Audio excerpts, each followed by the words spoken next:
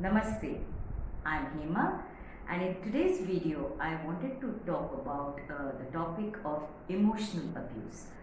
Whenever we talk about abuse, the first thing that comes into our minds is the physical abuse, and that can be extremely traumatic. But equally traumatic, and sometimes even more traumatic, is the emotional abuse. Okay, and the funny aspect of this emotional abuse is that we are not even aware that we are being emotionally abused, and that is the reason I thought of making this video, because we all go through this is the first thing.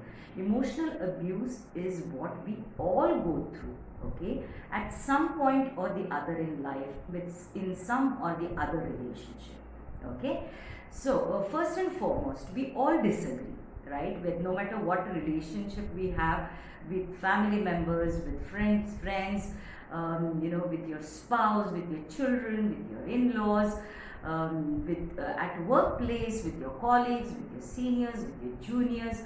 We do have disagreements, we do have arguments, debates, discussions, sometimes heated ones also. Okay, and often we especially with the personal relationships, there could be heated arguments, there could be some words spoken that we may regret later on, or it's things that we have said that we didn't intend to say.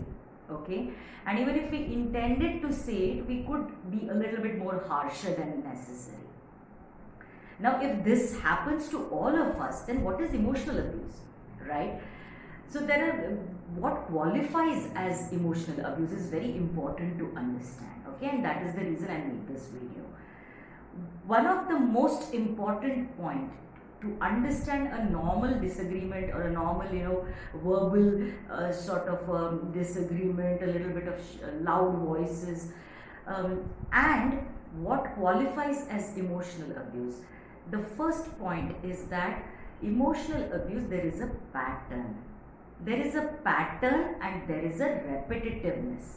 Okay, and the second thing that we need to be very aware about is it is often hidden under feelings, emotions, and the love and caring that relationship may have. So by this point I mean to say that it is often the people whom we associate with on a daily basis, people who are close to us, whom we call as our loved ones, your family, your relationships, your friendships. These are the relationships where you could be emotionally abused. Definitely in the workplace also this, you will find emotional abuse, but that is easier to understand. So we will look at that first, okay?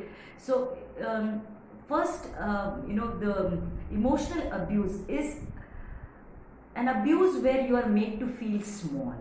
You're made to feel as if your opinion doesn't matter, you're disrespected, you're undervalued or not at all valued, you are frowned upon, you are laughed at, you are ignored, you are insulted, and these are the things under the guise of getting that work done.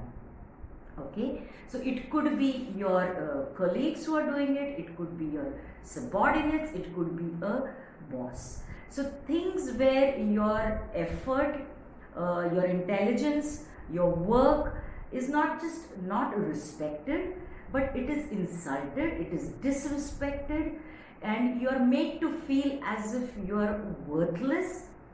It plays a havoc with your self-esteem, with your self-worth, and you start doubting yourself. And these are the relationships, especially now that we are talking about the professional ones, these are the relationships where it's almost like walking on eggshells. Okay, so you wake up with a very heavy heart when there is a work day. Okay, it's a working day and then you wake up with a heavy heart. You are dreading, because going to your workplace, you're dreading a meeting, you're dreading meeting those people. That is a sign of an emotional abuse. Now, using words and language, the tone, That is very important. So even if and even your body language, okay, so sometimes words are not spoken, but non-verbally it is communicated to you that you are not good enough, okay, or expecting something better from somebody is very good, but having a straight heart to heart conversation and making your point across is very, very positive. It's very assertive, whereas this is a passive aggressive kind of an attitude used to belittle you, to insult you, to degrade you, to make you feel as if you're not worthy, okay, and that qualifies as emotional abuse. Now, as I said, it could lead to panic attacks, anxiety, stress, and for some of them the trauma is so huge that it qualifies under the PTSD, that is the post traumatic symptom disorder, stress disorder, post traumatic stress disorder. So some people develop that and they start having palpitations, sweating, just because they are going to work. Now that is emotional abuse, and we always tend to overlook that, saying workplace, this is what is you expect, this is how people will treat you, okay, but that is not acceptable, and it can be qualified, it does qualify as emotional abuse, okay. Now if you look at it from the personal angle, and this is the tricky part, because these are people with whom you're vulnerable, with whom you share your innermost feelings and beliefs and even your fears, right? And when you're belittled by people who are supposedly close to you, that is when the issue of emotional abuse takes a very seriousness, okay. When you're made to feel as if you're not good enough, as I said, using language, tone, body language to make you feel that you are not valued, okay. Also using sarcasm, taunting, and scoffing at everything that you say or think or behave, okay. Now this could be about your looks, it could be about your education, it could be about your job, it could be about the finances, it could be about your beliefs, it could be about the way you think, it could be something specific to you. It's as simple as your hobby, and everything gets made fun of as if it is not good enough, okay.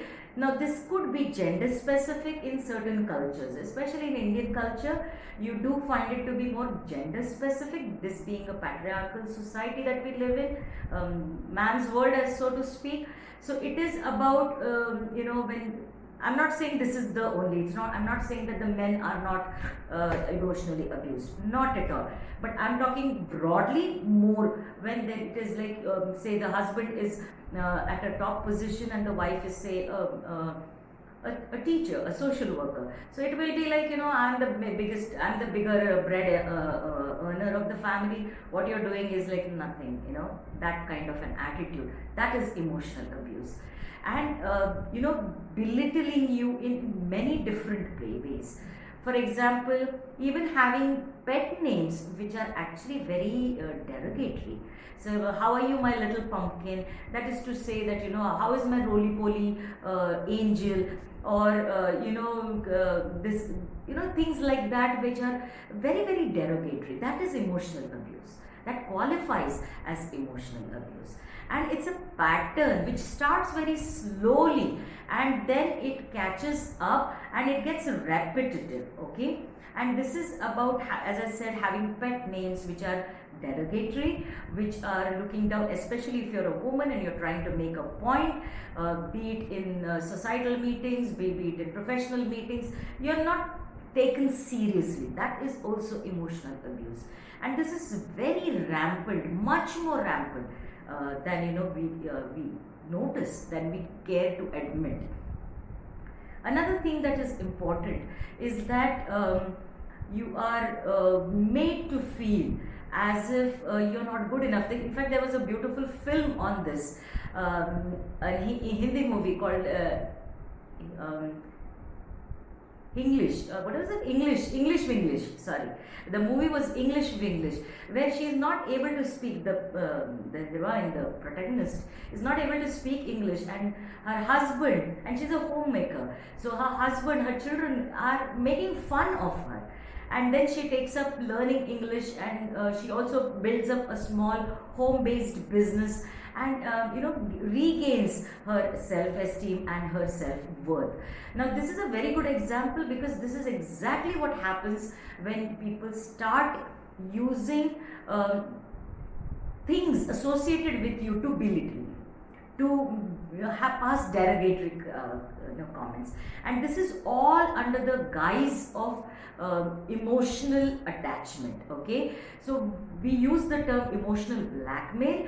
So that is also an aspect of emotional abuse, because people want you to do the thing that they want to be done, and they will use emotional blackmail to get things done. So they may use tears, they may play on your emotions to get that aspect done from you, or whatever, to get you to do or be or say what they want you to do. Okay, and the other aspect of this is when people sort of counter question you, and any decision that you've made or any belief that you have. So it will be attacked to such an extent that you'll say, okay, just to have peace, forget it. It does. My opinion doesn't matter, or it's not important. Just to keep the peace in the relationship or in the family. That is a form of emotional abuse. So a lot of relationships, children may laugh at you. Children may, make fun of you. Now, it's a very thin line where it starts qualifying as an emotional abuse. Okay, once in a while, it's okay. That's human nature, and once in a while everything is acceptable.